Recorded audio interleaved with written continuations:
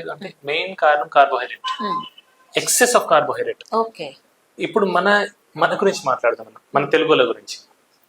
తెలుగు వాళ్ళం కదా అందరం, ఇండియన్స్ పర్టికులర్లీ. మనం ఎక్సెస్ ఆఫ్ కార్బోహైడ్రేట్ తీసుకుంటాం. కార్బోహైడ్రేట్ చాలా ఎక్కువ తింటున్నాము. ఓకే, పప్పు, ప్రోటీన్ చాలా తక్కువ తింటున్నాం.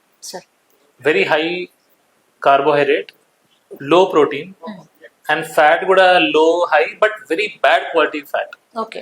గుడ్ క్వాలిటీ ఫ్యాట్స్ తీసుకోవాలా, ఫ్యాట్ మంచిగా తీసుకోవాలా, గుడ్ క్వాలిటీ ఫ్యాట్ తీసుకోవాలా, కార్బోహైడ్రేట్స్ తక్కువ తీసుకోవాలా, అండ్ ప్రోటీన్ కూడా మంచిగా తీసుకోవాలా.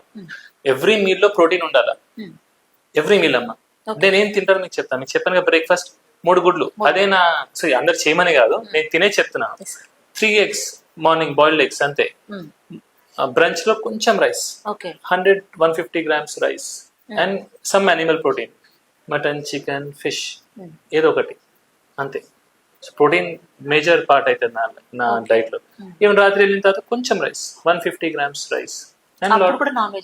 నాన్ వెజ్ అమ్మ. నేను వెజిటేరియన్, నేను ఎవరిని తినొద్దంట, నేను తినేది చెప్తున్నాను అంతే. నేను 3 eggs in the morning, some rice, non-veg curry, some rice, non-veg curry, అంతే. అయి తప్ప నేను కూరలు, పప్పులు, పండ్లు ఇలా ఏం తినను.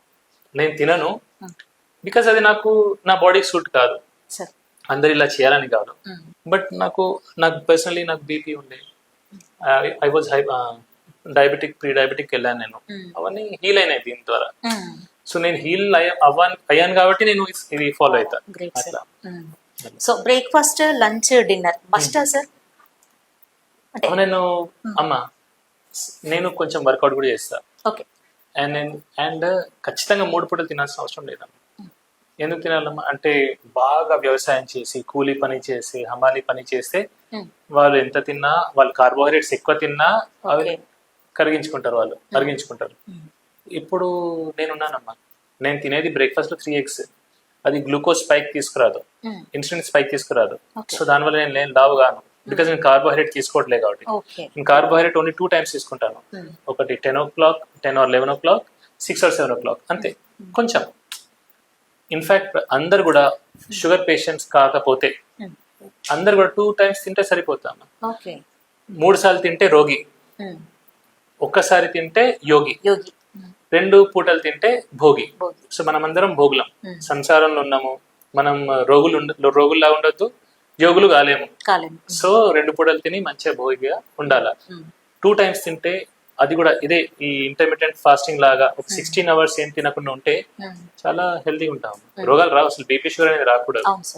సో అయితే సార్ ఈ డైట్ బాగుంది, డైట్ మంచిగా ఉంది సార్, నాన్ వెజ్ అని చెప్పి. కానీ పేదవాళ్ళు ఉంటారు కదా సార్, తినలేను అంటే every day non veg prefer చేయలేని వాళ్ళు ఉంటారు. వాళ్ళ కోసం డైట్ అంటే ఏం చెప్తారు? అంటే ఇంతమంది మీరు చెప్పిన పప్పులు అవి సరిపోతాయి అంటారా? అమ్మా ఇప్పుడు కూర కిలో ఎంత?